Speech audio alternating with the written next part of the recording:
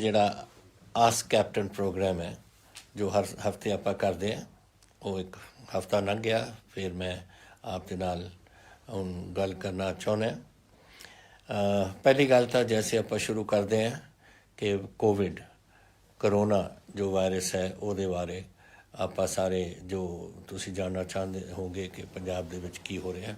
ਹੁਣ ਤੁਸੀਂ ਦੁਨੀਆ ਦੇਸ਼ ਦਾ ਔਰ ਦੁਨੀਆ ਦਾ ਤਾਂ ਸਭ ਕੁਝ ਦੇਖ ਹੀ ਰਹਿੰਦੇ ਹੋ ਟੈਲੀਵਿਜ਼ਨ 'ਤੇ ਕਿ ਅਮਰੀਕਾ ਦੇ ਵਿੱਚ ਕਿਸ ਕਿਸਮ ਦਾ ਹਾਲ ਹੈ, UK ਦੇ ਵਿੱਚ, ਯੂਰਪ, ਸਾਰੇ ਕਿਤੇ ਕੀ ਕੁਝ ਫੈਲਿਆ ਹੈ। ਪੂਰਾ ਹਿੰਦੁਸਤਾਨ ਅੱਜ ਜਿਸ ਤਰੀਕੇ ਨਾਲ ਫੈਲ ਰਿਹਾ ਔਰ ਤੇਜ਼ੀ ਨਾਲ ਜਾ ਰਿਹਾ ਹੈ, ਔਰ ਸਾਡੇ ਕਈ ਸੂਬੇ ਨੇ ਜਿਹੜੇ ਬਹੁਤ ਬੁਰੀ ਤਰ੍ਹਾਂ ਉਹਨਾਂ 'ਤੇ ਅਸਰ ਪੈ ਰਿਹਾ ਹੈ, ਜੈਸੇ ਤਮਿਲਨਾਡੂ ਹੈ, ਮਹਾਰਾਸ਼ਟਰ ਹੈ, ਸਾਡਾ ਦਿੱਲੀ ਹੈ। ਇਹਦੇ ਵਿੱਚ ਬਹੁਤ ਅੱਜ ਅੰਕੜੇ ਦਿੱਲੀ ਦੇ 80,000 ਦੇ ਕਰੀਬ ਕੇਸ ਨੇ, ਸਾਡੇ ਤਕਰੀਬਨ 6,000 ਦੇ ਕਰੀਬ ਹੋਏ ਨੇ। ਲੇਕਿਨ ਇਸ ਕਿਸਮ ਦਾ ਇਹ ਬਿਮਾਰੀ ਜਿਹੜੀ ਫੈਲ ਰਹੀ ਹੈ, ਔਰ ਕਈ ਵਾਰ ਤੁਹਾਡੇ ਨਾਲ ਗੱਲ ਹੋਈਆਂ ਨੇ ਕਿ ਇਹਦੇ ਤਾਂ ਪਤਾ ਹੀ ਨਹੀਂ ਲੱਗਦਾ ਕਿ ਕੀ ਬਿਮਾਰੀ ਹੈ, ਕਿੱਥੋਂ ਆਈ, ਕੈਸੇ ਗਈ, ਕਦੋਂ ਮੁੱਕੂਗੀ ਔਰ ਕਿਸ ਤਰੀਕੇ ਨਾਲ ਮੁੱਕੂ। ਤਾਂ ਆਪਾਂ ਨੂੰ ਉਦੋਂ ਤਾਈਂ ਜਦੋਂ ਤਾਈਂ ਕੋਈ ਦਵਾਈਆਂ ਨਹੀਂ ਨਿਕਲਦੀਆਂ, ਕੋਈ ਵੈਕਸੀਨ ਨਹੀਂ ਨਿਕਲਦਾ, ਆਪਾਂ ਨੂੰ ਆਪਣਾ ਪ੍ਰਬੰਧ ਕਰਨਾ ਪਊਗਾ ਕਿ ਸਾਡੇ ਪੰਜਾਬ ਦੇ ਵਿੱਚ ਇਹ ਬਿਮਾਰੀ ਨਾ ਆਏ। ਇੱਕ ਵਾਰ ਬਿਮਾਰੀ ਆ ਜੇ ਫਿਰ ਉਹਨੂੰ ਕੱਢਣਾ ਬੜਾ ਔਖਾ ਹੋ ਜਾਂਦਾ ਹੈ। ਔਰ ਜਦੋਂ ਦਵਾਈਆਂ ਬਣ ਜਾਣਗੀਆਂ, ਵੈਕਸੀਨ ਬਣ ਜਾਏਗੀ, ਫਿਰ ਹੋਰ ਗੱਲ ਹੁੰਦੀ ਹੈ। ਫਿਰ ਤਾਂ ਜ਼ੁਕਾਮ ਹੁੰਦੇ ਨੇ, ਮਲੇਰੀਆ ਹੋ ਜਾਂਦਾ, ਹੋਰ ਚੀਜ਼ਾਂ ਹੋ ਜਾਂਦੀਆਂ ਨੇ।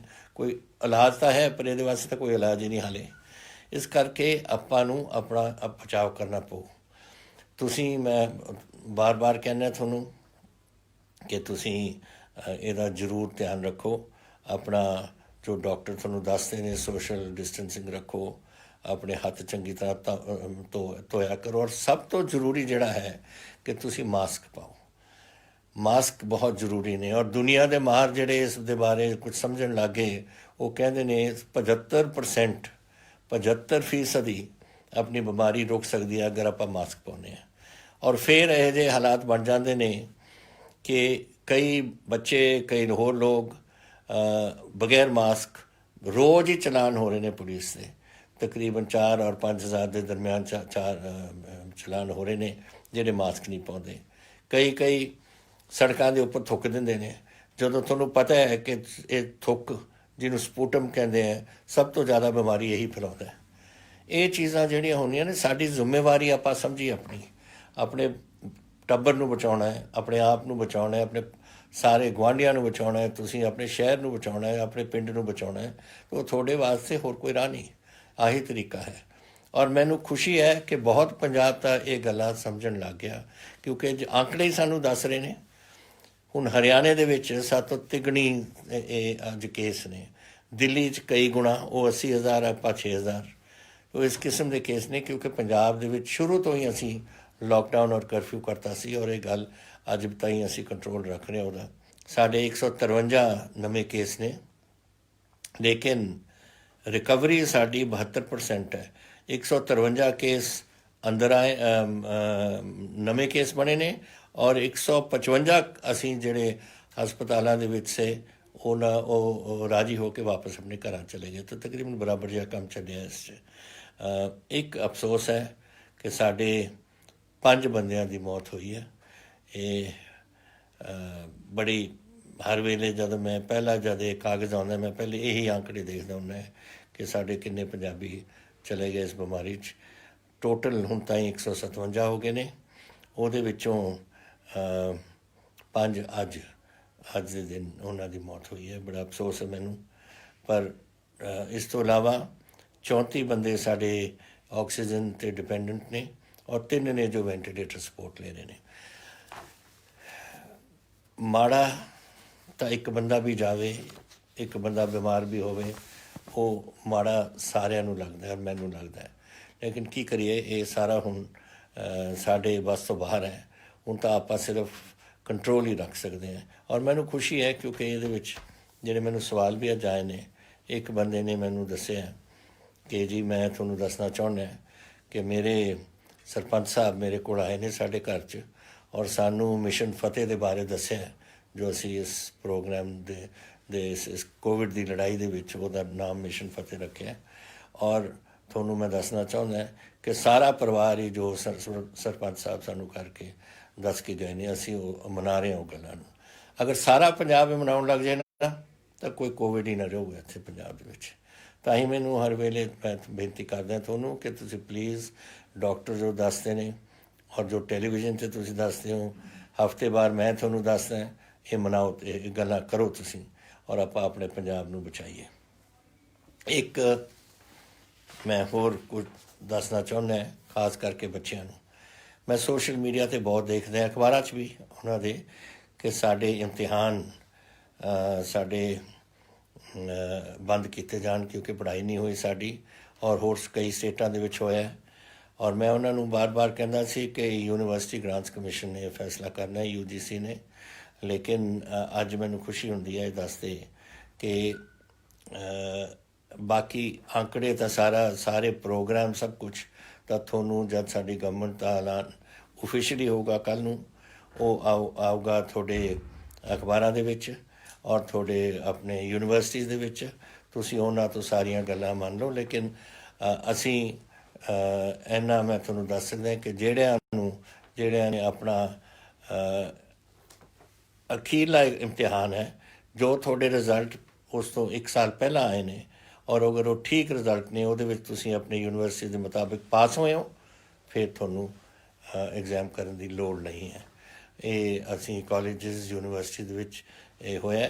ਜਿਹੜੀਆਂ 10ਵੀਂ ਜਮਾਤ ਅਸੀਂ ਪਹਿਲਾਂ ਹੀ ਅਨਾਊਂਸ ਕਰ ਚੁੱਕੇ, ਜਿਹੜੀ 12ਵੀਂ ਜਮਾਤ ਹੈ ਉਹਦੇ ਵਿੱਚ ਹੁਣ ਅਸੀਂ ਐਕਸਪੈਕਟ ਕਰਦੇ ਹਾਂ ਕਿ ਬੜੀ ਜਲਦੀ ਉਹ ਗਵਰਨਮੈਂਟ ਸਾਨੂੰ ਦੱਸੇਗੀ ਇਹਦੇ ਬਾਰੇ, ਔਰ ਅਗਲੇ 2-3 ਦਿਨ 'ਚ ਤੁਹਾਨੂੰ ਐਲਾਨ ਹੋ ਜਾਊਗਾ 12ਵੀਂ ਦੇ ਬਾਰੇ। ਲੇਕਿਨ ਜਿੱਥੇ ਤਾਂ ਇਹ ਯੂਨੀਵਰਸਿਟੀਜ਼ ਹੈ, ਯੂਨੀਵਰਸਿਟੀਜ਼ ਦਾ ਮੈਂ ਤੁਹਾਨੂੰ ਦੱਸ ਚੁੱਕਿਆ। ਹੁਣ ਯੂਨੀਵਰਸਿਟੀਜ਼ ਵੀ ਤੁਹਾਨੂੰ ਦੱਸਣਗੇ ਜੋ ਕੁਛ ਸਾਡਾ ਫੈਸਲਾ ਹੋਇਆ, ਔਰ ਸਾਡੇ ਆਪਣੀ ਸਰਕਾਰ ਦਾ ਜਿਹੜਾ ਹਾਇਰ ਐਜੂਕੇਸ਼ਨ ਮਹਿਕਮਾ ਹੈ, ਉਹ ਤੁਹਾਨੂੰ ਕੱਲ੍ਹ ਤਾਈਂ ਇਹ ਸਾਰਾ ਐਲਾਨ ਅਖਬਾਰਾਂ ਦੇ ਵਿੱਚ ਆ ਜਾਣਾ। ਤੋ ਤੁਸੀਂ ਹੁਣ ਪੜ੍ਹੋ। ਇਹਦਾ ਮਤਲਬ ਇਹ ਨਹੀਂ ਕਿ ਘਰ ਬਹਿ ਕੇ ਤੁਸੀਂ ਕੁਛ ਨਾ ਕਰੋ, ਪੜ੍ਹੋ, ਕਿਉਂਕਿ ਅੱਗੇ ਤੁਸੀਂ ਆਪਣੀ ਜ਼ਿੰਦਗੀ ਬਣਾਉਣੀ ਹੈ। ਤਾਂ ਤੁਸੀਂ BA ਡਿਗਰੀ ਲੈ ਲਓ ਜਾਂ MA ਡਿਗਰੀ ਲੈ ਲਓ, ਇਸ ਤਰੀਕੇ ਨਾਲ, ਲੇਕਿਨ ਪੜ੍ਹੋ ਅੱਗੇ ਵਾਸਤੇ, ਤਾਂ ਕਿ ਤੁਸੀਂ ਆਪਣੀ ਕੁਝ ਬਣਾ ਸਕੋ ਆਪਣੇ ਬਾਰੇ, ਆਪਣੀ ਜ਼ਿੰਦਗੀ ਬਾਰੇ। ਇੱਕ ਗੱਲ ਜੋ ਮੈਂ ਤੁਹਾਡੇ ਨਾਲ ਕਰਨਾ ਚਾਹੁੰਦਾ ਸੀ, ਉਹ ਹੈ ਇਹ ਜਿਹੜਾ ਟਿੱਡੀ ਦਲ ਹੁਣ ਘੁੰਮ ਰਿਹਾ ਇੱਥੇ। ਬੜੇ ਸਾਲਾਂ ਤੋਂ ਤਾਂ ਇਹ ਨਹੀਂ ਆਇਆ, ਲੇਕਿਨ ਹੁਣ ਫਿਰ ਆਪਣੇ ਇੱਧਰ ਆਇਆ। ਮੇਰਾ ਖਿਆਲ ਅਫਰੀਕਾ ਤੋਂ ਆਉਂਦਾ ਹੈ, ਫਿਰ ਅਫਰੀਕਾ ਤੋਂ ਪਾਕਿਸਤਾਨ, ਪਾਕਿਸਤਾਨ ਤੋਂ ਇੱਧਰ, ਔਰ 100 ਕਿਲੋਮੀਟਰ ਲੰਬੀ ਡਾਰਾਂ ਨੇ, ਔਰ ਜਿੱਥੇ ਬਹਿੰਦੇ ਨੇ ਇੱਕ ਵਾਰ ਉਹ ਤਬਾਹ ਕਰਕੇ ਜਾਂਦੇ ਨੇ। ਪਹਿਲਾਂ ਆਏ ਰਾਜਸਥਾਨ 'ਚ, ਰਾਜਸਥਾਨ ਤੋਂ ਗਏ ਯੂਪੀ ਤੋਂ ਮੱਧ ਪ੍ਰਦੇਸ਼, ਔਰ ਹੁਣ ਉੱਧਰ ਰਾਜਸਥਾਨ ਉੱਧਰ ਹੀ ਘੁੰਮ ਰਹੇ ਨੇ। ਅਤੇ ਉਦੋਂ ਮੈਨੂੰ ਡਰ ਸੀ ਕਿ ਇੱਧਰ ਸ਼ਾਇਦ ਪੰਜਾਬ ਦੇ ਵਿੱਚ ਆ ਜਾਣ।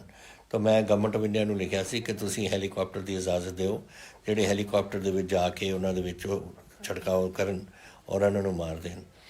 ਔਰ ਉਹਨਾਂ ਨੇ ਮੇਰੇ ਖਿਆਲ ਮੰਨ ਲਈ ਗੱਲ, ਕਿਉਂਕਿ ਇੱਕ ਮਿਲਟਰੀ ਹੈਲੀਕਾਪਟਰ, ਇੱਕ MI-17 ਹੈ ਚੰਡੀਗੜ੍ਹ ਤੋਂ, ਉਹਦੀ ਤਿਆਰੀ ਕੀਤੀ ਹੋਈ ਹੈ ਕਿ ਜਦੋਂ ਦਲ ਆਏ, ਇਹ ਇਸ ਵੇਲੇ ਰਾਜਸਥਾਨ ਦੇ ਏਰੀਆ 'ਚ ਫਿਰ ਵੜਨ ਲੱਗ ਗਿਆ, ਸ਼ਾਇਦ ਉੱਥੇ ਭੇਜ ਰਹੇ ਨੇ ਤਾਂ ਕਿ ਇੱਧਰ ਆਏ ਹੀ ਨਾ, ਉੱਧਰ ਹੀ ਜਾ ਕੇ ਉਹਨੂੰ ਉੱਥੇ ਖਤਮ ਕਰ ਦੇ।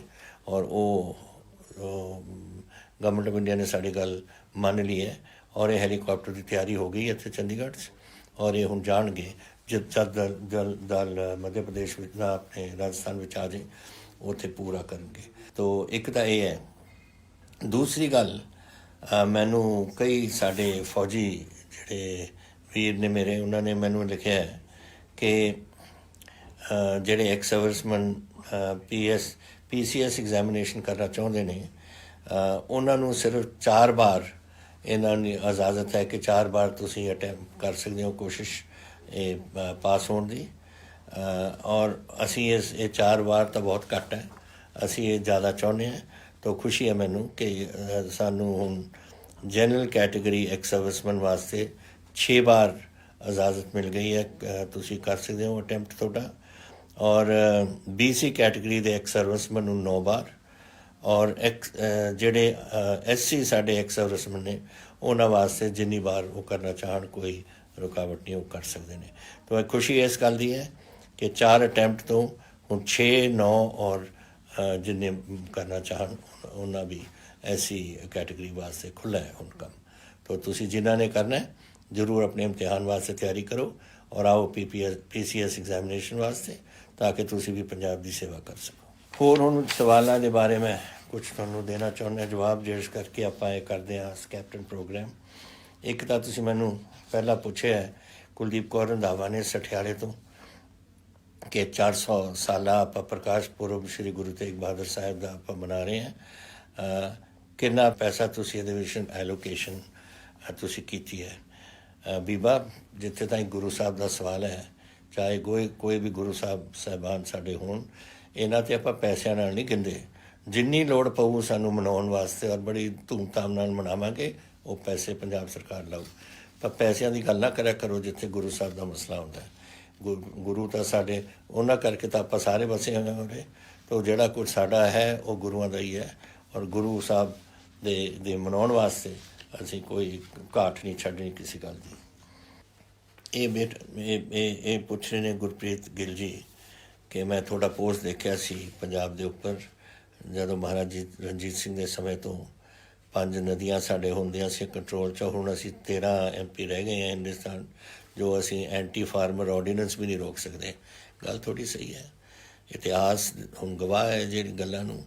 ਚਮਰੌਰ ਤੋਂ ਲੈ ਕੇ ਦਿੱਲੀ ਤੱਕ ਮਹਾਰਾਜ ਸਾਹਿਬ ਦਾ ਰਾਜ ਹੁੰਦਾ ਸੀ ਔਰ ਸਾਡਾ ਪੰਜਾਬ ਹੁੰਦਾ ਸੀ, ਔਰ ਇੱਥੋਂ ਫਿਰ ਅੱਧਾ ਦਾ 47 ਚਲਾ ਗਿਆ, ਪਾਕਿਸਤਾਨ ਬਣ ਗਿਆ, ਔਰ ਜਿਹੜੀ ਥੋੜ੍ਹੀ ਕਸਰ ਸੀ ਅਕਾਲੀਆਂ ਨੇ ਕੱਢਤੀ, ਜਿਹੜੀ ਹਰਿਆਣਾ ਬਣਵਾਤਾ। ਆਪਣਾ ਪੰਜਾਬੀ ਸੂਬਾ ਬਣਾਉਣ ਲਈ ਸਾਡਾ ਸਾਰਾ ਹਿਮਾਚਲ ਦੇਤਾ, ਕਾਂਗੜਾ ਤੋਂ ਲੈ ਕੇ ਸ਼ਿਮਲਾ ਵਗੈਰਾ ਸਾਰਾ ਦੇਤਾ ਉੱਧਰ, ਔਰ ਇੱਧਰ ਸਾਰਾ ਹਰਿਆਣਾ ਇੱਥੋਂ ਚੰਡੀਗੜ੍ਹ ਤੋਂ ਲੈ ਕੇ ਦਿੱਲੀ ਤੱਕ ਉਹ ਦੇਤਾ।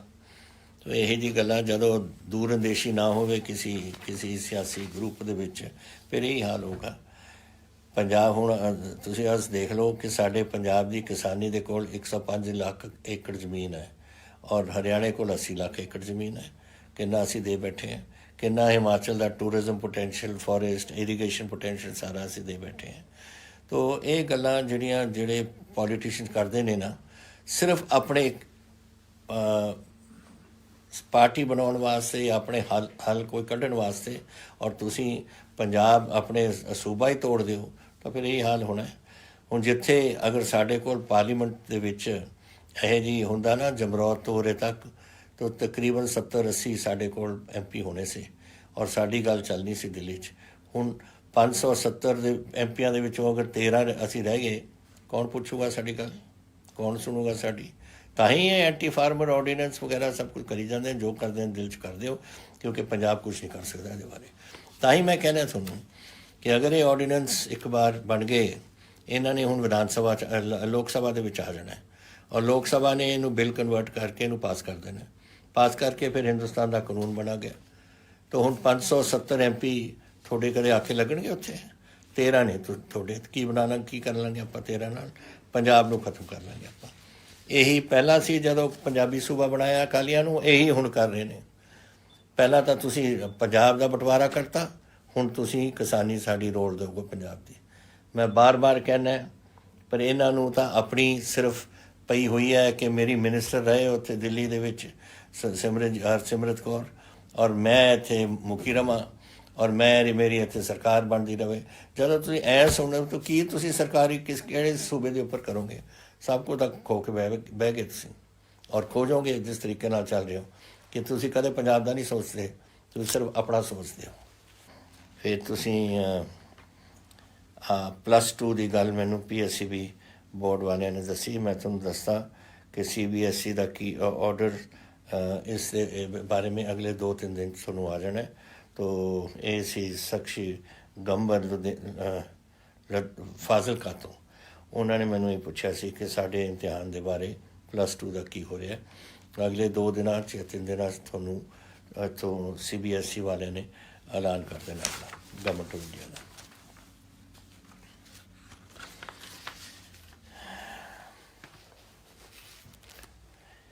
ਇਹ ਸਵਾਲ ਹੁਣ ਕਈ ਦਿਨਾਂ ਤੋਂ ਉੱਠਿਆ ਹੋਇਆ ਹੈ। ਇਹ ਜਿਹੜੇ 3 ਆਰਡੀਨੈਂਸ ਗਵਰਨਮੈਂਟ ਆਫ ਇੰਡੀਆ ਨੇ ਕੀਤੇ ਨੇ, ਜੋ ਅਸੀਂ ਸਮਝਦੇ ਹਾਂ 100% ਕਿਸਾਨੀ ਦੇ ਖਿਲਾਫ ਨੇ। ਉਹਦੇ ਵਿੱਚ ਕਿਸਾਨ ਯੂਨੀਅਨ ਦੀ ਸਾਰਿਆਂ ਦੀ ਮੇਰੀ ਮੀਟਿੰਗ ਹੋ ਚੁੱਕੀ, ਸਾਰੇ ਓਪੋਜੀਸ਼ਨ ਪਾਰਟੀਆਂ ਦੀ ਮੇਰੀ ਮੀਟਿੰਗ ਹੋ ਚੁੱਕੀ, ਔਰ ਅਕਾਲੀ ਦਲ ਔਰ BJP ਨੂੰ ਛੱਡ ਕੇ ਸਾਰੇ ਇੱਕ ਪਾਸੇ ਬੈਠੇ ਨੇ ਕਿ ਇਹ ਕਿਸਾਨੀ ਦੇ ਖਿਲਾਫ ਹੈ। ਇਹ ਅਗਰ ਤੁਸੀਂ ਇਹਦਾ ਨਿਚੋੜ ਕੱਢੋ ਨਾ, ਤਾਂ ਇੱਕ ਸ਼ਾਂਤਾ ਕੁਮਾਰ ਜੀ ਹੁੰਦੇ ਸੀ ਜੋ ਹਿਮਾਚਲ ਪ੍ਰਦੇਸ਼ ਦੇ ਮੁੱਖ ਮੰਤਰੀ ਕਈ ਵਾਰ ਰਹੇ, 2-3 ਵਾਰ। ਉਹਨਾਂ ਦੀ ਕਮੇਟੀ ਬਣਾਈ ਸੀ ਔਰ ਉਹਨਾਂ ਨੇ ਆਪਣੇ ਰਿਪੋਰਟ 'ਚ ਕਿਹਾ ਸੀ ਕਿ ਇਹ ਜਿਹੜੀ MSP ਹੈ ਇਹ ਗਲਤ ਹੈ, ਇਹਨੂੰ ਬੰਦ ਕੀਤਾ ਜਾਵੇ ਔਰ ਫੂਡ ਕਾਰਪੋਰੇਸ਼ਨ ਆਫ ਇੰਡੀਆ ਦੀ ਕੋਈ ਲੋੜ ਨਹੀਂ ਜਿਹੜੀ ਖਰੀਦ ਕਰਦੀ ਹੈ, ਉਹਨੂੰ ਵੀ ਚੱਕ ਦਿਓ। ਹੁਣ ਉਹਦਾ ਜਿਹੜਾ ਨਿਚੋੜ ਹੈ ਉਹ ਕੱਢ ਕੇ ਇਹਨਾਂ ਨੇ ਆਰਡੀਨੈਂਸ ਬਣਾ ਦਿੱਤੇ ਔਰ ਜੋ ਮਰਜ਼ੀ ਸੁਖਬੀਰ ਬਾਦਲ ਕਹੇ, ਅਕਾਲੀ ਦਲ ਕਹੇ ਜਾਂ BJP ਕਹੇ, ਇਹਨਾਂ ਨੇ ਇੱਕ ਵਾਰ ਇਹ ਆਰਡੀਨੈਂਸ ਨੂੰ ਕਾਨੂੰਨ ਬਣਾਤਾ ਨਾ ਪਾਰਲੀਮੈਂਟ 'ਚ, ਫਿਰ ਅਗਲਾ ਕਦਮ ਇਹ ਹੋਏਗਾ ਕਿ ਫੂਡ ਕਾਰਪੋਰੇਸ਼ਨ ਨੂੰ ਖਤਮ ਕਰਨਗੇ ਔਰ MSP ਖਤਮ ਕਰਨਗੇ। ਔਰ ਤੁਸੀਂ ਦੇਖ ਲਓ ਪੰਜਾਬ ਕਿਸਾਨੀ ਦਾ ਕੀ ਬਣੂਗਾ ਅਗਰ ਆਹ ਕੰਮ ਹੁੰਦਾ ਰਹੇ। ਇਸ ਕਰਕੇ ਮੈਂ ਆਪ ਨੂੰ ਬੇਨਤੀ ਕਰਨਾ ਚਾਹੁੰਦਾ ਸਾਰਿਆਂ ਨੂੰ ਜਿਹੜੇ ਅੱਜ ਸੁਣ ਰਹੇ ਹੋ ਕਿ ਇਸ ਗੱਲ ਨੂੰ ਬੜੀ ਗੰਭੀਰਤਾ ਨਾਲ ਤੁਸੀਂ ਲਓ ਔਰ ਪੁੱਛੋ ਇਹਨਾਂ ਨਾਲ ਅਕਾਲੀਆਂ ਨੂੰ ਕਿ ਤੁਸੀਂ ਆਪਣੀ ਸਿਆਸਤ ਖੇਡ ਰਹੇ ਹੋ, ਕਿਉਂਕਿ ਉਹਨਾਂ ਦੀ ਇੱਥੇ ਦਿੱਲੀ ਦੇ ਵਿੱਚ ਇੱਕ ਮਿਨਿਸਟਰ ਆਪਣਾ ਬਿਠਾਏ ਬੈਠੇ ਨੇ ਕੈਬਨਿਟ ਦੇ ਵਿੱਚ ਜੋ ਬੀਬੀ ਬਾਦਲ ਹੈ ਔਰ ਉਹ ਇਹ ਕੋਈ ਕਦਮ ਨਹੀਂ ਉੱਠ ਸਕਦਾ ਜਦ ਤੱਕ ਕੈਬਨਿਟ ਨਹੀਂ ਪਾਸ ਕਰਦੀ ਔਰ ਉਹ ਕੈਬਨਿਟ ਵਿੱਚ ਇਹਨੇ ਹਾਂ ਕੀਤੀ ਹੋਣੀ ਹੈ, ਤੁਸੀਂ ਉਹਨੂੰ ਪੁੱਛ ਲਓ। ਔਰ ਇਹੀ ਹਾਲ ਹੈ ਇੱਥੇ ਅਕਾਲੀਆਂ ਦਾ, ਕਿਉਂਕਿ BJP ਦੇ ਨਾਲ ਇਹਨਾਂ ਦੀ ਇੱਥੇ ਗੱਠਜੋੜ ਹੈ, ਇਸ ਕਰਕੇ ਇਹ ਕੋਈ ਸਮਝਦੇ ਹੀ ਨਹੀਂ। ਇਹ ਜਿਹੜਾ ਕੁਛ BJP ਨੂੰ ਖੁਸ਼ ਕਰਨ ਵਾਸਤੇ ਇਹ ਆਪਣੇ ਪੰਜਾਬ ਦੀ ਕਿਸਾਨੀ ਨੂੰ ਵੇਚਣਾ ਚਾਹੁੰਦੇ ਨੇ। ਆਹੀ ਹਾਲ ਹੈ ਸਾਰੀ ਪੰਜਾਬ। ਅਸੀਂ ਇਕੱਠੇ ਹੋਏ ਹਾਂ, ਮੈਂ ਪ੍ਰਧਾਨ ਮੰਤਰੀ ਜੀ ਨੂੰ ਲਿਖ ਰਹੇ ਹਾਂ ਕਿ ਅਸੀਂ ਉਹਨਾਂ ਦੇ ਕੋਲ ਇੱਕ ਆਲ ਪਾਰਟੀ ਮੀਟਿੰਗ ਦੇ ਜਿਹੜੇ ਸਾਡੇ ਨੁਮਾਇੰਦੇ ਨੇ ਉਹ ਆ ਕੇ ਅਸੀਂ ਨੂੰ ਮਿਲਣਾ ਚਾਹੁੰਦੇ ਨੇ ਔਰ ਸਾਡੇ ਕਿਸਾਨ ਯੂਨੀਅਨ ਵਾਲਿਆਂ ਨੂੰ ਅਸੀਂ ਭੇਜਾਂਗੇ ਤਾਂ ਕਿ ਐਗਰੀਕਲਚਰ ਮਿਨਿਸਟਰ ਨੂੰ ਵੀ ਮਿਲਣ ਔਰ ਆਪਣੇ ਵੱਲੋਂ ਜੋ ਗੱਲਾਂ ਨੇ ਪੰਜਾਬ ਦੀਆਂ ਦੱਸਣ।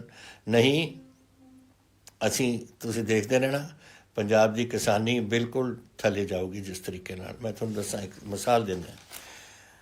MSP ਅੱਜ ਮੱਕੀ ਦਾ 1700 ਰੁਪਏ ਹੈ। ਜਿਸ ਦਿਨ MSP ਸਾਡੀ ਹੋਈ ਸੀ ਆਲ ਪਾਰਟੀ ਮੀਟਿੰਗ, ਉਹ ਦਿਨ ਸਵੇਰੇ ਤੁਹਾਡੀ ਹੁਸ਼ਿਆਰਪੁਰ ਦੇ ਮੰਡੀ ਦੇ ਵਿੱਚ ਮੱਕੀ ਵਿਕੀ ਸੀ 600 ਰੁਪਏ ਕੁਇੰਟਲ। 600 ਰੁਪਏ ਕੁਇੰਟਲ ਜੋ ਅੱਜ ਵਿਕ ਰਹੀ ਹੈ ਔਰ MSP ਹੈ 17। ਹੁਣ ਤੁਸੀਂ ਸਮਝ ਲਓ ਕਿ ਕੀ ਹੋਊਗਾ ਜਦੋਂ ਇਹ MSP ਚੱਕ ਲੈਣਗੇ। ਕਣਕ 'ਤੇ ਕੀ ਹੋਊ ਅਸਰ, ਝੋਨੇ 'ਤੇ ਕੀ ਹੋਊ, ਹੋਰ ਫਸਲਾਂ ਜੋ ਆਪਾਂ ਬੀਜਦੇ ਉਹਨਾਂ 'ਤੇ ਕੀ ਹੋਊ। ਆਹ ਹੋਊਗਾ ਜੋ ਮੈਂ ਤੁਹਾਨੂੰ ਦੱਸ ਰਿਹਾ। ਜੋ ਮੌਜੂਦਾ ਕੀਮਤਾਂ ਨੇ ਜੋ ਮਿਲ ਰਹੀਆਂ ਨੇ ਆਪਾਂ ਨੂੰ ਆਪਣੇ MSP ਔਰ ਮੰਡੀਆਂ ਵਿੱਚ ਆਪਾਂ ਖਰੀਦਦਾ ਜਾਂ ਮੰਡੀਆਂ ਵੀ ਚੱਕ ਦੇਣਗੇ ਸਭ ਕੁਛ। APMC ਐਕਟ ਜਿਹੜਾ ਸਾਡਾ ਮਾਰਕੀਟਿੰਗ ਕਮੇਟੀ ਦਾ ਐਕਟ ਹੈ, ਸਭ ਕੁਝ ਚੱਕ ਦੇਣਗੇ। ਇਹ ਹਾਲ ਬਣਾਉਣਾ ਸਾਡੇ ਪੰਜਾਬ ਦਾ। ਇਹ ਮੈਂ ਉਦੋਂ ਵੀ ਕਿਹਾ ਸੀ ਕਿ ਹੁਣ ਕਿਉਂਕਿ ਹੋਰ ਹਿੰਦੁਸਤਾਨ ਦੇ ਸੂਬੇ ਅੱਜ ਉਹ ਚੌਲ ਵਗੈਰਾ ਕਣਕ ਮੱਧ ਪ੍ਰਦੇਸ਼ ਵਗੈਰਾ ਦੇ ਵਿੱਚ ਹੋਣ ਲੱਗ ਗਈ। ਹੁਣ ਪੰਜਾਬ ਦੀ ਕਿਸਾਨੀ ਦੀ ਇਹਨਾਂ ਨੂੰ ਲੋੜ ਨਹੀਂ।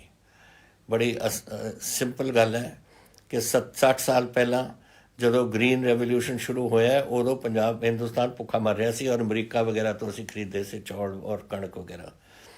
ਹੁਣ ਫਿਰ ਜਾ ਕੇ ਇੱਥੇ ਹਾਲਾਤ ਇਹ ਬਣ ਗਏ ਕਿ ਹੁਣ ਸਾਰੇ ਸੂਬੇ ਬਣਾਉਣ ਲੱਗ ਗਏ, ਚੌਲ ਪੈਦਾ ਕਰਨ ਲੱਗ ਗਏ। ਔਰ ਅੱਜ ਐਗਰੀਕਲਚਰ ਫੂਡ ਮਿਨਿਸਟਰ ਨੇ ਕਿਹਾ ਕਿ ਮੇਰੇ ਕੋਲ ਚੌਲ ਪਏ ਨੇ ਆਪਣੇ ਗੋਦਾਮਾਂ ਦੇ ਵਿੱਚ ਜੋ 3 ਸਾਲ ਨਹੀਂ ਮੁੱਕਦੇ। ਉਸ ਕਰਕੇ ਹੁਣ ਪੰਜਾਬ ਦੀ ਉਹਨਾਂ ਨੂੰ ਕੋਈ ਲੋੜ ਨਹੀਂ। ਸਾਨੂੰ ਨਿਚੋੜ ਕੇ ਸਭ ਕੁਝ ਕੱਢ ਕੇ ਸਾਨੂੰ ਹੁਣ ਬਿਲਕੁਲ ਇੱਕ ਪਾਸੇ ਸਿੱਟ ਰਹੇ ਨੇ। ਇਸ ਕਰਕੇ ਜ਼ਰੂਰੀ ਹੈ ਤੁਸੀਂ ਇਹ ਅਕਾਲੀਆਂ ਦੀ ਔਰ ਇਹ BJP ਵਾਲਿਆਂ ਦੀ ਗੱਲਾਂ 'ਚ ਨਹੀਂ ਆਉਣਾ। ਤੁਸੀਂ ਇਹ ਜੋ ਸਾਰਾ ਪੰਜਾਬ ਕਹਿ ਰਿਹਾ, ਕਿਸਾਨ ਯੂਨੀਅਨ ਕਹਿ ਰਹੇ ਨੇ, ਅਸੀਂ ਕਹਿ ਰਹੇ ਹਾਂ, ਹੋਰ ਪੰਜਾਬੀ ਸਰਕਾਰਾਂ ਸਾਡੀ ਪੋਲੀਟੀਕਲ ਪਾਰਟੀਆਂ ਨੇ ਕਹਿ ਰਹੀਆਂ ਨੇ, ਉਹਨਾਂ ਦੇ ਨਾਲ ਤੁਸੀਂ ਇਹ ਗੱਲ ਇਹ ਆਪਣੇ ਮਨ 'ਚ ਵਸਾ ਲਓ ਇਹ ਗੱਲਾਂ। ਬਾਕੀ ਲੜਾਈ ਅਸੀਂ ਲਵਾਂਗੇ ਔਰ ਸੈਂਟਰ ਨਾਲ ਅਸੀਂ ਜਾਵਾਂਗੇ ਉੱਥੇ। ਇਹ ਸਵਾਲ ਮੈਨੂੰ ਕੀਤਾ ਸੀਗਾ ਗੁਰਜੰਟ ਪਵਾਰ ਜੀ ਨੇ ਧਰਮਕੋਟ ਤੋਂ। ਰਾਜੇਸ਼ ਗਰਗ ਜੀ ਪਟਿਆਲੇ ਤੋਂ ਕਹਿੰਦੇ ਨੇ ਕਿ ਅਸੀਂ ਉਰੇ ਬਾਇਓਮੈਸ ਬ੍ਰਿਕੇਟਸ ਬਣਾਉਂਦੇ ਹਾਂ ਪਟਿਆਲੇ ਵਿੱਚ। ਤੁਹਾਡਾ ਪਿੰਡ ਆਪਣਾ ਕਕਰਾੜਾ ਪਿੰਡ ਹੈ ਸਮਾਣੇ ਦੀ ਸੜਕ 'ਤੇ ਔਰ ਸਮਾਣਾ ਡਿਸਟ੍ਰਿਕਟ ਕੋਲ। ਲੇਕਿਨ ਉੱਥੇ ਦੇ ਇੱਕ ਤਾਂ ਸਾਡੀ ਟ੍ਰਿਪਿੰਗ ਹੁੰਦੀ ਹੈ ਬਿਜਲੀ ਦੀ ਔਰ ਇੱਕ ਸਾਡੀ ਸੜਕ ਉੱਥੇ ਖਰਾਬ ਹੈ। ਹੁਣ ਸਮਾਣੇ ਦੀ ਸੜਕ ਤਾਂ ਵਧੀਆ ਹੋ ਗਈ ਲੇਕਿਨ ਲਿੰਕ ਰੋਡ ਹੋਣੀ ਹੈ। ਇਹ ਮੈਂ ਦੋਨੋਂ ਚੀਜ਼ਾਂ ਥੋੜ੍ਹੀਆਂ ਚੈੱਕ ਕਰਵਾਉਣੀਆਂ ਅੱਜ ਕਿ ਟ੍ਰਿਪਿੰਗ ਕਿਉਂ ਹੋ ਰਹੀ ਹੈ ਔਰ ਇਹਦਾ ਕੋਈ ਪ੍ਰਬੰਧ ਕਰਾਂਗੇ ਔਰ ਨਾਲੇ ਜਿਹੜੀ ਤੁਹਾਡੀ ਸੜਕ ਹੈ ਉਹਦੀ ਮੁਰੰਮਤ ਅਸੀਂ ਕਰਾਵਾਂਗੇ।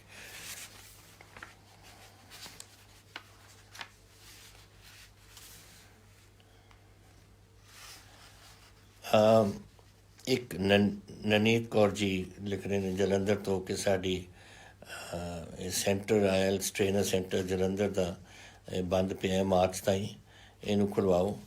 ਬੇਟਾ ਮੈਂ ਤਾਂ ਖੋਲ੍ਹਣਾ ਚਾਹੁੰਦਾ ਲੇਕਿਨ ਇਹ ਸਾਡੇ ਜੈਸੇ ਇਹ ਜਿਹੜਾ ਹੁਣ ਇਹ ਆਪਣਾ ਕੋਵਿਡ ਦਾ ਮਸਲਾ ਹੈ, ਇਹ ਨੈਸ਼ਨਲ ਡਿਜ਼ਾਸਟਰ ਐਕਟ ਦੇ ਅਧੀਨ ਆਉਂਦਾ, ਸਾਡੇ ਕੋਲ ਨਹੀਂ ਇਹਦੀ ਕੋਈ ਅਧਿਕਾਰ। ਔਰ ਇਹ ਅਸੀਂ ਹੋਮ ਮਿਨਿਸਟਰੀ ਗਵਰਨਮੈਂਟ ਚਲਾਉਂਦੀ ਹੈ, ਔਰ ਉਹ ਜਦੋਂ ਸਾਨੂੰ ਜਿਹੜਾ ਕੁਝ ਭੇਜਦੇ ਨੇ ਸਾਨੂੰ ਕਰਨਾ ਪੈਂਦਾ। ਅਗਰ ਸਟੇਟ ਡਿਜ਼ਾਸਟਰ ਐਕਟ ਹੁੰਦਾ ਤਾਂ ਮੇਰੇ ਹੱਥ 'ਚ ਹੁੰਦਾ, ਲੇਕਿਨ ਅਗਰ ਤੁਸੀਂ ਕਰ ਰਹੇ ਹੋ ਨੈਸ਼ਨਲ ਡਿਜ਼ਾਸਟਰ, ਉਹ ਦਿੱਲੀ ਦਾ ਫੈਸਲਾ ਕਰਦੇ ਨੇ ਪੂਰੇ ਹਿੰਦੁਸਤਾਨ ਲਈ। ਔਰ ਉਹਨਾਂ ਦਾ ਹੁਣ ਇਸ ਵੇਲੇ ਕੋਚਿੰਗ ਸੈਂਟਰਸ ਵਗੈਰਾ ਬੰਦ ਰੱਖੇ ਨੇ ਉਹਨਾਂ ਨੇ, ਔਰ ਕਹਿੰਦੇ ਨੇ ਕਿ ਅਸੀਂ ਹਾਲੇ ਖੋਲ੍ਹਣ ਨਹੀਂ ਦੇਣੇ। ਤੋ ਇਹ ਮੇਰੇ ਹੱਥ ਤੋਂ ਬਾਹਰ ਹੈ, ਲੇਕਿਨ ਮੈਂ ਜ਼ਰੂਰ ਉਹਨਾਂ ਨੂੰ ਇਨਫੋਰਮ ਕਰਾਂਗਾ ਕਿ ਹੁਣ ਪੰਜਾਬ ਦੇ ਵਿੱਚ ਸੁਧਾਰ ਆ ਰਿਹਾ, ਸਾਨੂੰ ਇਜਾਜ਼ਤ ਦੇ ਦਿਓ ਇਹ ਕੰਮ ਕਰਨ ਦੀ, ਆਪਣੇ ਕੋਚਿੰਗ ਸੈਂਟਰਸ ਵਗੈਰਾ ਖੁਲਾਉਣ ਦੀ। ਇੱਕ ਤੁਸੀਂ ਈਸ਼ਾਨ ਗਰੋਵਰ ਜੀ ਅਬੋਹਰ ਤੋਂ ਪੁੱਛ ਰਹੇ ਹੋ ਕਿ 9 ਏਅਰ ਇੰਡੀਆ ਫਲਾਈਟ ਕੈਨੇਡਾ ਗਈਆਂ ਸੀਆਂ, 2 ਮਿੰਟ 'ਚ ਬੁੱਕ ਹੋ ਗਈਆਂ। ਮੇਰਾ ਇਮਤਿਹਾਨ ਹੈਗਾ, ਸੈਸ਼ਨ ਸਟਾਰਟ ਕਰ ਰਿਹਾ ਹੈ ਸਪਟੈਂਬਰ ਦੇ ਵਿੱਚ, ਇਹਦੇ ਗਵਰਨਮੈਂਟ ਸਾਡੀ ਹੈਲਪ ਕਰੇ ਕੁਛ। ਦੇਖੋ ਮੈਂ ਇਹ ਜ਼ਰੂਰ ਚੈੱਕ ਕਰਾਂਗਾ ਕਿ ਹੋਰ ਫਲਾਈਟਸ ਕੋਈ ਜਾਂਦੀਆਂ ਨੇ ਤਾਂ ਅਸੀਂ ਤੁਹਾਡਾ ਨਾਮ ਉਹਦੇ ਵਿੱਚ ਮੈਂ ਦੇਊਂਗਾ, ਲੇਕਿਨ ਮੈਂ ਆਸ ਕਰਦਾ ਕਿ ਸਪਟੈਂਬਰ ਤੱਕ ਸ਼ਾਇਦ ਇੰਟਰਨੈਸ਼ਨਲ ਟਰੈਵਲ ਨੂੰ ਹੀ ਖੁੱਲ੍ਹ ਜਾਏ। ਆਈ ਹੋਪ ਇਹ ਖੁੱਲ੍ਹ ਜਾਏਗੀ, ਕਿਉਂਕਿ ਬਹੁਤ ਲੋਕ ਐਸੇ ਫਸੇ ਹੋਏ ਨੇ।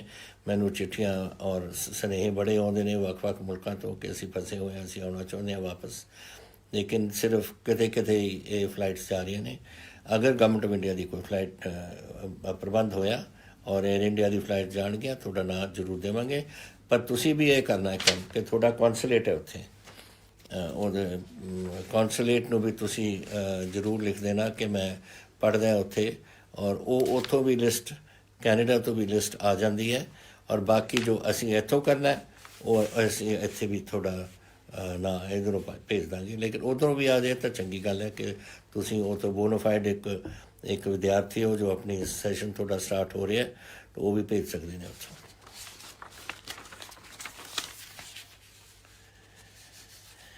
ਤੁਸੀਂ ਮੈਨੂੰ ਪੁੱਛ ਰਹੇ ਹੋ ਅਮਿਤ ਸਹਾਰਨ ਜੀ ਚੰਡੀਗੜ੍ਹ ਤੋਂ ਕਿ ਖਰੜ ਫਲਾਈਓਵਰ ਕਦੋਂ ਖੁੱਲ੍ਹੂਗਾ। 6ਵੀਂ ਵਾਰ ਡੈਡਲਾਈਨ ਨੂੰ ਟੱਪ ਗਈ। ਇਹ ਤਾਂ ਹੁਣ ਤਾਂ 4 ਮਹੀਨਿਆਂ ਤੋਂ ਤਾਂ ਬੰਦ ਪਿਆ, ਇਹ ਤਾਂ ਕਈ ਸਾਲਾਂ ਦਾ ਉਹ ਇਹ ਖਰੜ ਮੈਂ ਫਲਾਈਓਵਰ ਦੇਖ ਰਿਹਾ। ਗਵਰਨਮੈਂਟ ਆਫ ਇੰਡੀਆ ਦੀ ਇੱਕ ਇਟਸ ਨੈਸ਼ਨਲ ਹਾਈਵੇ, ਇਹ ਸਟੇਟ ਹਾਈਵੇ ਨਹੀਂ ਹੈ, ਲੇਕਿਨ ਇਹਦੇ ਬਾਵਜੂਦ ਮੈਂ ਤੁਹਾਨੂੰ ਦੱਸਣਾ ਚਾਹੁੰਦਾ ਕਿ ਕੰਮ ਸ਼ੁਰੂ ਹੋ ਗਿਆ ਔਰ ਹੁਣ ਇਹ ਐਕਚੁਅਲੀ ਖੁੱਲ੍ਹ ਜਾਣਾ ਸੀ ਅਗਰ ਜਿਹੜਾ ਕੋਵਿਡ ਨਾ ਹੁੰਦਾ। ਮੈਂ ਆਸ ਕਰਦਾ ਕਿ ਹੁਣ ਇਹ ਦੁਬਾਰਾ ਜੈਸੇ ਇਹਨਾਂ ਨੇ ਅਲਾਉ ਕਰ ਦਿੱਤਾ ਹੈ ਕਿ ਇਹਦੀ ਕੰਸਟਰਕਸ਼ਨ ਸ਼ੁਰੂ ਹੋ ਜਾਏ, ਜਲਦੀ ਮੁੱਕਾਂਗੇ ਔਰ ਇਹ ਸ਼ਾਇਦ ਜਿਹੜੀ ਤੁਸੀਂ ਕਹਿ ਰਹੇ ਹੋ 6ਵੀਂ ਵਾਰੀ 7ਵੀਂ ਵਾਰੀ 'ਚ ਅਸੀਂ ਇਹਨੂੰ ਖੋਲ੍ਹ ਦੇਵਾਂਗੇ ਔਰ ਖੋਲ੍ਹ ਦੇਵਾਂਗੇ ਜਲਦੀ, ਕਿਉਂਕਿ ਮੈਂ ਜਾਣਦਾ ਇਸ ਪ੍ਰੋਜੈਕਟ ਨੂੰ। ਇਹ ਸਮਾਂ ਖਰੜ ਦਾ ਜਿਹੜਾ ਬਾਈਪਾਸ ਹੈ, ਇਹ ਤਾਂ ਮੇਰੀ ਗਵਰਨਮੈਂਟ ਉਦੋਂ ਮੈਂ ਬਣਵਾਇਆ ਸੀ ਜਦੋਂ, ਅੱਜ ਤੋਂ ਕਿੰਨੇ ਸਾਲ ਹੋ ਗਏ, ਮੈਂ 2002 ਤੋਂ 7 ਤੱਕ ਸੀਗਾ ਉਹਦੇ 'ਚ ਮੁੱਖ ਮੰਤਰੀ ਪਹਿਲਾਂ। ਉਸ ਦੇ ਦੌਰਾਨ ਅਸੀਂ ਇਹ ਬਾਈਪਾਸ ਬਣਵਾਈ ਸੀ, ਲੇਕਿਨ ਇਹ ਫਲਾਈਓਵਰ ਉੱਤੇ ਫਸੇ ਹੋਏ ਸੀ ਜਿਹੜੇ ਹੁਣ ਨੈਸ਼ਨਲ ਗਵਰਨਮੈਂਟ ਨੇ ਉਹਨਾਂ ਨੇ ਆਪਣੇ PWD ਨੇ ਇਹ ਟੇਕਅਪ ਕੀਤਾ। ਦਲਜੀਤ ਕੌਰ ਜੀ ਪਟਿਆਲਿਓਂ ਕਿ ਇਹ ਜਿਹੜੇ ਫੈਸਲਾ ਹੋਇਆ ਕੋਰਟ ਦਾ ਇਹਦੇ ਖਿਲਾਫ ਆਪਣੇ ਸਕੂਲ ਫੀਸ ਦਾ, ਇਹ ਕਹਿੰਦੇ ਮੈਨੂੰ ਇਹ ਬਿਲਕੁਲ ਪਸੰਦ ਨਹੀਂ ਅਤੇ ਤੁਸੀਂ ਇਹਨੂੰ ਸੁਪਰੀਮ ਕੋਰਟ ਲੈ ਕੇ ਜਾਓਗੇ। ਬੇਟਾ ਸੁਪਰੀਮ ਕੋਰਟ ਜਾਣ ਦੀ ਲੋੜ ਹੀ ਨਹੀਂ ਆਪਾਂ ਨੂੰ, ਆਪਾਂ ਰਿਵਿਊ ਪਟੀਸ਼ਨ ਹਾਈ ਕੋਰਟ 'ਚ ਪਾ ਰਹੇ ਹਾਂ ਔਰ ਅਸੀਂ ਇਹਦੀ ਪੂਰੀ ਤੁਹਾਡੀ ਇਹਦੀ ਡਿਫੈਂਸ ਕਰਾਂਗੇ। ਮੈਂ ਵੀ ਇਹ ਤੁਹਾਡੇ ਨਾਲ ਸਹਿਮਤ ਹੈ, ਬਿਲਕੁਲ ਗਲਤ ਹੈ। ਅਗਰ ਤੁਸੀਂ ਨਹੀਂ ਜਾ ਰਹੇ ਸਕੂਲ 'ਚ, ਕੈਸੇ ਤੁਹਾਡੀ ਫੀਸ ਲਗਾ ਸਕਦੇ ਨੇ ਉਹ। I am not in agreement with the government, ਇਹ ਜਿਹੜਾ ਹਾਈ ਕੋਰਟ ਦਾ ਫੈਸਲਾ ਹੈ ਔਰ ਅਸੀਂ ਵੀ ਇਸ ਨੂੰ ਟੇਕਅਪ ਰਿਵਿਊ ਪਟੀਸ਼ਨ ਰਾਹੀਂ ਕਰ ਰਹੇ ਹਾਂ।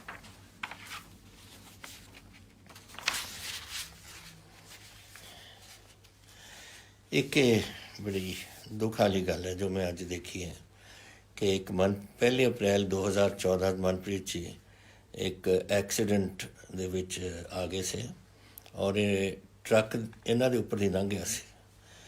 ਰਾਈਟ ਇਹਨਾਂ ਦੀ ਅਖੀਰਲੀ ਸੱਜੇ ਪਾਸੇ ਦੀ ਟੰਗ ਐਂਪੂਟੇਟ ਹੋ ਗਈ ਅਤੇ ਪਰਿਵਾਰ ਨੇ 40 ਤੋਂ 45 ਲੱਖ ਰੁਪਈਆ ਲਾਇਆ ਇਹਨਾਂ ਦੇ ਓਪਰੇਸ਼ਨ 'ਤੇ।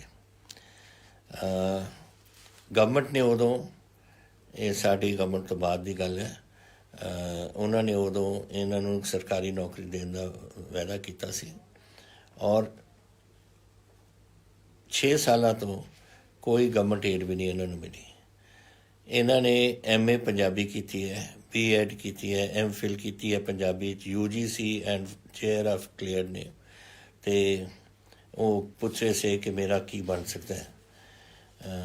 ਮੈਂ ਤੁਹਾਨੂੰ ਇੱਕ ਗੱਲ ਕਹਿ ਦਿੰਦਾ, ਜੋ ਗਵਰਨਮੈਂਟ ਨੇ ਕੀਤੀ ਹੈ ਪਹਿਲਾਂ, ਉਹ ਅਕਾਲੀ ਗਵਰਨਮੈਂਟ ਸੀ, ਮੈਂ ਉਹਨਾਂ ਦੇ ਬਾਰੇ ਨਹੀਂ ਕੁਝ ਕਹਿ ਸਕਦਾ, ਲੇਕਿਨ ਜਿਹੜਾ ਤੁਹਾਡੇ ਨਾਲ ਹੋਇਆ ਔਰ ਜੋ ਕਮਿਟਮੈਂਟ ਹੋਈ ਹੈ ਤੁਹਾਡੇ ਨਾਲ, ਉਹ ਪੰਜਾਬ ਗਵਰਨਮੈਂਟ ਦੀ ਕਮਿਟਮੈਂਟ ਹੈ ਔਰ ਅਸੀਂ ਪੂਰੀ ਕਰਕੇ ਦੇਵਾਂਗੇ, ਤੁਹਾਨੂੰ ਦੇਵਾਂਗੇ, ਅਸੀਂ ਗਿਵ ਯੂ ਅ ਜੋਬ। ਔਰ ਤੁਸੀਂ ਰਾਜੀ ਰਹੋ, ਮੇਨ ਥਿੰਗ ਕਾ ਰਾਜੀ ਰਹੋ ਤੁਸੀਂ। ਇਹ ਮਨਪ੍ਰੀਤ ਕੌਰ ਜੀ ਫਾਜ਼ਿਲਕਾ ਦੇ ਸੀਗੇ। ਡਾਕਟਰ ਅਰਜੁਨ ਚਾਵਲਾ ਪਟਿਆਲੇ ਤੋਂ ਪੁੱਛਦੇ ਨੇ ਕਿ ਰਿਕਰੂਟਮੈਂਟ ਡਾਕਟਰਸ ਦੀ ਔਰ ਹੈਲਥ ਡਿਪਾਰਟਮੈਂਟ ਦੀ, ਤੁਹਾਨੂੰ ਪਤਾ ਹੈ ਕਿ ਅਸੀਂ ਹੁਣ ਪਿਛਲੇ ਕੈਬਨਿਟ 'ਚ 2-3 ਦਿਨ ਪਹਿਲਾਂ ਪਾਸ ਕੀਤਾ ਹੈ, ਨਵੇਂ ਰਿਕਰੂਟਮੈਂਟ ਵਗੈਰਾ ਹੋਏਗੀ, ਕਮੇਟੀਜ਼ ਬਣ ਗਈਆਂ ਨੇ ਔਰ ਤੁਹਾਡੀ ਕਮੇਟੀ ਦੀ ਅਨਾਊਂਸਮੈਂਟ ਬੜੀ ਜਲਦੀ ਹੋ ਜਾਣੀ ਹੈ, ਜਿਸ ਡਾਕਟਰਸ ਵਾਸਤੇ, ਸੀਨੀਅਰ ਡਾਕਟਰਸ ਵਾਸਤੇ, ਪੈਰਾਮੈਡਿਕਸ ਵਾਸਤੇ, ਨਰਸਿਸ ਵਾਸਤੇ ਸਭ ਕੁਝ। ਔਰ ਜੋ ਤੁਹਾਡੀ ਕਮੇਟੀਜ਼ ਨੇ ਤੁਸੀਂ ਉਹਨਾਂ ਨੂੰ, ਉਹ ਤੁਹਾਨੂੰ ਬੁਲਾ ਲੈਣਗੇ ਆਪਣੀ ਰਿਕਰੂਟਮੈਂਟ ਡਰਾਈਵ ਜਿਹੜੀ ਹੈ ਸਾਡੀ ਸ਼ੁਰੂ, ਕਿਉਂਕਿ ਸਾਡੇ ਵਾਸਤੇ ਇਹ ਬਹੁਤ ਜ਼ਰੂਰੀ ਹੈ ਇਸ ਵੇਲੇ ਵਿਦ ਕੋਵਿਡ ਐਂਡ ਕਰੋਨਾ, ਔਰ ਇਹ ਵੀ ਨਹੀਂ ਪਤਾ ਕਿ ਕਿੰਨੀ ਦੇਰ ਚੱਲਣਾ। ਸਾਨੂੰ ਡਾਕਟਰਸ ਔਰ ਸਾਡਾ ਹੈਲਥ ਸਟਾਫ ਸਾਨੂੰ ਉਹਨਾਂ ਨੂੰ ਲਾਉਣ ਦੀ ਬੜੀ ਲੋੜ ਸੀ, ਤਾਂ government has taken a special decision, ਇਹਦਾ ਫੈਸਲਾ ਲਿੱਤਾ ਕਿ ਆਪਣੇ ਡਾਕਟਰਸ ਔਰ ਪੈਰਾਮੈਡਿਕਸ ਵਗੈਰਾ ਨੂੰ ਆਪਾਂ ਇੰਕਲੂਡ ਕਰੀਏ ਇਹਦੇ 'ਚ।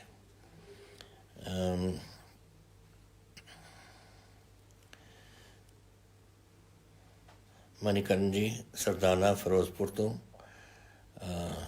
ਪਹਿਲਾਂ ਕਹਿੰਦੇ ਨੇ ਕਿ ਚੀਨ ਦੇ ਵਿੱਚ ਬੜਾ ਹਾਲਾਤ ਟੈਂਸ ਨੇ, ਪਰ ਪਾਕਿਸਤਾਨ ਹਰ ਵੇਲੇ ਗੜਬੜ ਕਰਨ ਦੀ ਕੋਸ਼ਿਸ਼ ਕਰਦੇ ਔਰ ਇਹ ਦੋਨੋਂ ਇਕੱਠੇ ਨੇ, ਦੋਸਤ ਨੇ। ਅਤੇ ਅਸੀਂ ਬਸ ਮੁਲਕ ਦਾ ਚਾਹੁੰਦੇ ਨੇ ਕਿ ਹਾਲਾਤ, ਮੈਨੂੰ ਕਹਿੰਦੇ ਨੇ you are proud you are leading Punjab, ਇਹ ਤਾਂ ਮੈਂ ਕਹਿਣਾ ਨਹੀਂ ਚਾਹੁੰਦਾ ਸੀ, ਬਟ ਬੇਸਿਕਲੀ ਉਹਨਾਂ ਨੂੰ ਫਿਕਰ ਹੈ ਕਿ ਇਸ ਦਾ, ਪਰ ਤੁਸੀਂ ਫਿਕਰ ਨਾ ਕਰੋ, ਹਿੰਦੁਸਤਾਨ ਦੀ ਫੌਜ ਬੜੀ ਤਕੜੀ ਹੈ, ਮੁਲਕ ਸਾਡਾ ਬੜਾ ਤਕੜਾ ਹੈ, ਚਾਹੇ ਚੀਨ ਇਕੱਠੇ ਸਾਡੇ ਨਾਲ ਲੜੇ ਜਾਂ ਪਾਕਿਸਤਾਨ ਇਕੱਠੇ ਲੜੇ ਜਾਂ ਰਲ ਕੇ ਲੜਨ, ਅਸੀਂ ਹੁਣ ਸਾਡੀ ਫੌਜ ਇਸ ਵੇਲੇ, ਤੁਸੀਂ ਮੇਰਾ ਖਿਆਲ ਕਦੇ ਕਦੇ ਪੜ੍ਹੋ ਨਾ ਕੋਈ ਮਿਲਟਰੀ ਜਰਨਲਸ ਵਗੈਰਾ, ਤੁਸੀਂ ਦੇਖੋਗੇ ਕਿ ਅੱਜ 4 ਨੰਬਰ 'ਤੇ ਦੁਨੀਆ ਦੇ ਵਿੱਚ ਸਾਡੀ ਫੌਜ ਮੰਨੀ ਜਾਂਦੀ ਹੈ। ਸੋ ਦੇयर इज़ ਨਥਿੰਗ ਟੂ ਫੀਅਰ, ਕੋਈ ਡਰ ਦੀ ਕੋਈ ਲੋੜ ਨਹੀਂ। ਔਰ ਵਾਹਿਗੁਰੂ ਦੀ ਕਿਰਪਾ ਨਾਲ ਪੰਜਾਬ ਔਰ ਹਿੰਦੁਸਤਾਨ ਬਿਲਕੁਲ ਸੁਖੀ ਰਹੋ ਇਸ 'ਚ। ਕਮਲਦੀਪ ਸਿੰਘ ਜੀ ਬੰਸਲ ਪੁੱਛ ਰਹੇ ਨੇ ਕਿ ਸਾਡੇ ਪੰਜਾਬ ਕੇਸਰੀ ਲਾਲਾ ਲਾਜਪਤ ਰਾਏ ਜੀ ਦਾ ਘਰ ਜਿਹੜਾ ਜਗਰਾਓਂ ਦੇ ਵਿੱਚ ਹੈ, ਇਹਦੇ ਹਾਲਾਤ ਬੜੇ ਮਾੜੇ ਨੇ। ਹੁਣ ਮੈਂ ਕਈ ਵਾਰ ਗਿਆ ਉੱਥੇ, ਮੈਨੂੰ ਤਾਂ ਉਦੋਂ ਠੀਕ ਲੱਗੇ, ਲੇਕਿਨ ਅਗਰ ਇਹੋ ਜਿਹੀ ਕੋਈ ਗੱਲ ਬਣੀ ਹੈ, ਮੈਂ ਹੁਣ ਇੱਕਦਮ ਆਪਣੇ ਕਲਚਰਲ ਮਿਨਿਸਟਰ ਨੂੰ ਕਹੂੰਗਾ ਕਿ ਇਹਦਾ ਜਾ ਕੇ ਦੇਖ ਕੇ ਆਉਣ ਔਰ ਜਿਹੜਾ ਉਹਦਾ ਪ੍ਰਬੰਧ ਕਰਨਾ ਅਸੀਂ ਉਹਦੇ ਠੀਕ ਠਾਕ ਉਸ ਨੂੰ ਕਰਾਂਗੇ। ਉਹਦਾ ਸਾਡੇ ਇੱਕ ਬਹੁਤ ਮੰਨੇ ਹੋਏ ਇੱਕ ਫਰੀਡਮਸ ਫਾਈਟਰ ਸੇ ਔਰ ਅਸੀਂ ਉਹਨਾਂ ਦਾ ਜਿਹੜੀ ਨਿਸ਼ਾਨੀ ਹੈ ਉਹਨੂੰ ਅਸੀਂ ਬਿਲਕੁਲ ਉਹਦੇ ਸੰਭਾਲ ਕੇ ਰੱਖਾਂਗੇ।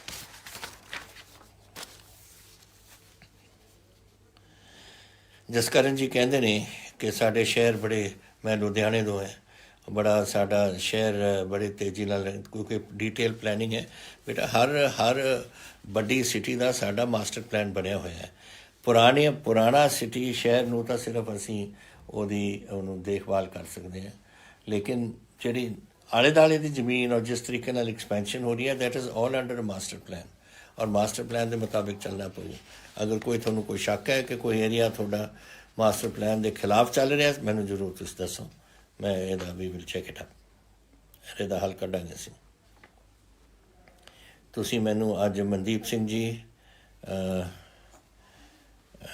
ਘਨੌਰ ਤੋਂ, ਰਾਜਪੁਰੇ ਤੋਂ ਲਿਖਦੇ ਨੇ ਕਿ ਮੇਰਾ ਸਰਪੰਚ ਆਇਆ ਮੇਰੇ ਘਰ 'ਚ ਅਤੇ ਤੁਹਾਡਾ ਮਿਸ਼ਨ ਫਤਿਹ ਦੇ ਬਾਰੇ ਮੈਨੂੰ ਦੱਸਿਆ, ਅਤੇ ਅਸੀਂ ਸਾਰੇ ਪਰਿਵਾਰ ਵਾਲੇ, ਅਸੀਂ ਆਪਣੇ ਪਿੰਡ ਨੂੰ ਔਰ ਸਾਰੇ ਪਿੰਡ ਵਾਲੇ, ਅਸੀਂ ਇਹ ਤੁਹਾਡੇ ਜੋ ਤੁਸੀਂ ਕਹਿ ਰਹੇ ਹੋ, ਅਸੀਂ ਇਹਦੇ ਮੁਤਾਬਿਕ ਚੱਲਾਂਗੇ ਤਾਂ ਕਿ ਇਹ ਕਰੋਨਾ ਨੂੰ ਅਸੀਂ ਖਤਮ ਕਰਨਾ ਹੈ ਪੰਜਾਬ।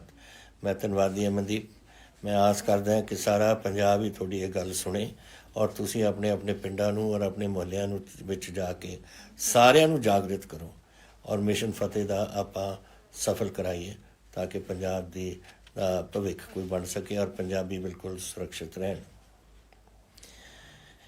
ਤੁਸੀਂ ਇੱਕ ਮੈਨੂੰ ਪੁੱਛਿਆ ਕਮਲਜੀਤ ਸਿੰਘ ਮਹਿਲ ਨੇ ਲੰਬੀ ਤੋਂ ਕਿ ਤੁਸੀਂ ਕਿਹਾ ਸੀ ਕਿ ਬਜਟ ਸੈਸ਼ਨ ਵਿੱਚ ਕਿ ਸਟੇਟ 'ਤੇ ਅਸੀਂ 400 ਐਂਬੂਲੈਂਸਿਸ ਲਿਆਵਾਂਗੇ, ਇਹਨਾਂ ਦੇ ਨੰਬਰ ਪੂਰੇ ਕਰਾਂਗੇ 400। ਹੁਣ ਕਿੰਨੇ ਐਂਬੂਲੈਂਸ ਹੋ ਚੁੱਕੇ ਨੇ ਪੰਜਾਬ ਕੋਲ? ਤੁਹਾਡੇ ਕੋਲ ਇਹ ਸੀ ਕਿ 248 ਸਾਡੇ ਕੋਲ ਐਂਬੂਲੈਂਸ ਸੀਗੇ, ਉਹਦੇ ਵਿੱਚੋਂ 60 ਐਂਬੂਲੈਂਸ ਹੁਣ ਆ ਰਹੇ ਨੇ, 15 ਦਿਨਾਂ ਦੇ ਵਿੱਚ ਉਰੇ ਪਹੁੰਚ ਜਾਣਗੇ ਔਰ ਉਸ ਤੋਂ ਬਾਅਦ 40 ਹੋਰ ਅਗਲੇ ਕੁਝ ਦਿਨਾਂ 'ਚ ਉਹ ਤਾਂ 100 ਨਵੇਂ ਹੋ ਜਾਣਗੇ। 248 ਪਹਿਲਾਂ ਤੋਂ 348 ਰਹਿ ਜਾਣਗੇ ਤੁਹਾਡੇ 50-60, ਉਹ ਅਸੀਂ ਇਸ ਸਾਲ ਦੇ ਅਖੀਰ ਤੱਕ ਇਹਨਾਂ ਨੂੰ ਪੂਰਾ ਕਰ ਲਾਂਗੇ।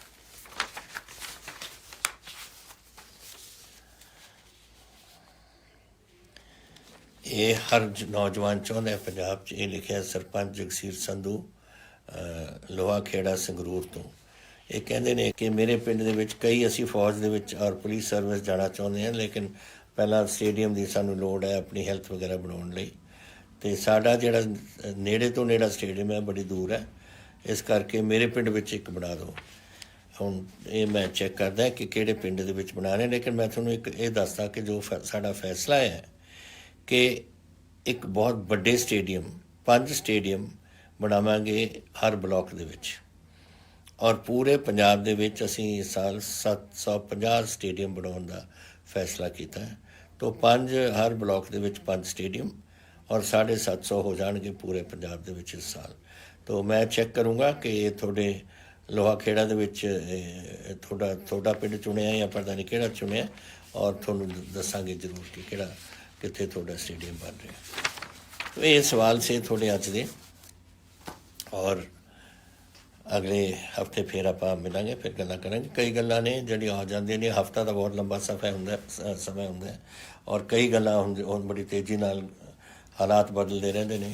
ਤੋ ਜੈਸੇ ਕੋਈ ਗੱਲ ਹੋਏਗੀ ਤੁਸੀਂ ਜ਼ਰੂਰ ਲਿਖਣਾ ਮੈਨੂੰ, ਔਰ ਮੈਂ ਉਹ ਨਾਲ ਤੁਹਾਡੇ ਨਾਲ ਜ਼ਰੂਰ ਗੱਲ ਕਰਕੇ ਕੋਸ਼ਿਸ਼ ਕਰਾਂਗਾ ਕਿ ਮੈਂ ਇਹ ਪ੍ਰੋਗਰਾਮ ਰੱਖਿਆ ਇਸ ਵਾਸਤੇ ਕਿ ਹਰ ਪੰਜਾਬੀ ਨੂੰ ਪਤਾ ਹੋਏ ਕਿ ਤੁਸੀਂ ਸਾਡੀ ਸਰਕਾਰ ਬਣਾਈ ਸੀ, ਸਾਡੀ ਗਵਰਨਮੈਂਟ ਬਣਾਈ ਹੈ। ਔਰ ਮੈਂ ਆਸ ਕਰਦਾ ਕਿ ਜਿਸ ਤਰੀਕੇ ਨਾਲ ਸਾਡੀ ਆਪਸੀ ਮੇਲ ਸੀ, ਇੱਕ ਸਾਡੀ ਸੋਚ ਸੀ ਆਪਸੀ, ਤਾਂ ਹੀ ਤੁਸੀਂ ਸਾਨੂੰ ਵੋਟਾਂ ਪਾਈਆਂ ਸੀ ਕਿ ਸਾਡੇ ਵਿੱਚ ਕੋਈ ਫਰਕ ਨਾ ਹੋਵੇ। ਜੋ ਗੱਲਾਂ ਅਸੀਂ ਕਰਦੇ ਹਾਂ, ਜੋ ਤੁਸੀਂ ਚਾਹੁੰਦੇ ਹੋ ਸਰਕਾਰ ਦੇਖੇ ਉਸ ਨੂੰ, ਔਰ ਜੋ ਅਸੀਂ ਕਰ ਸਕਦੇ ਹਾਂ ਜਾਂ ਨਹੀਂ ਕਰ ਸਕਦੇ ਤੁਹਾਨੂੰ ਅਸੀਂ ਦੇਖ ਸਕਦੇ ਹਾਂ। ਮੈਂ ਬਿਲਕੁਲ ਓਪਨ ਸਰਕਾਰ ਚਾਹੁੰਦਾ। ਮੈਂ ਕੋਈ ਇਹ ਨਹੀਂ ਚਾਹੁੰਦਾ ਕਿ ਕਹੀਏ ਕੁਛ ਔਰ ਕਰੀਏ ਕੁਛ ਜੋ ਆਮ ਤੌਰ 'ਤੇ ਸਰਕਾਰਾਂ ਕਰਦੀਆਂ ਨੇ।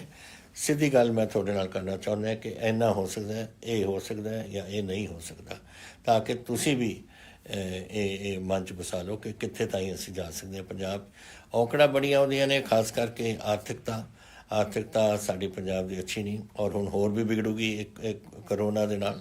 ਤੋ ਸਾਡੇ ਜਿੰਨੀ ਵੀ ਸਾਡੇ ਕੋਲ ਗੁੰਜਾਇਸ਼ ਹੈ ਲਾਉਣੀ ਆ ਪੰਜਾਬ ਵਾਸਤੇ, ਲਾਉਣੀ ਆ ਤੁਹਾਡੇ ਵਾਸਤੇ, ਔਰ ਲਾਉਣੀ ਆ ਤੁਹਾਡੀਆਂ ਮੰਗਾਂ ਨੇ ਇਹਨਾਂ ਵਾਸਤੇ, ਤਾਂ ਕਿ ਅਸੀਂ ਆਪਣੇ ਪੰਜਾਬ ਨੂੰ ਰਲ ਕੇ ਅੱਗੇ ਵਧਾਈਏ। ਬਹੁਤ ਤੁਹਾਡਾ ਧੰਨਵਾਦ। ਵਾਹਿਗੁਰੂ ਜੀ ਕਾ ਖਾਲਸਾ, ਵਾਹਿਗੁਰੂ ਜੀ ਕੀ ਫਤਿਹ। ਜੈ ਹਿੰਦ।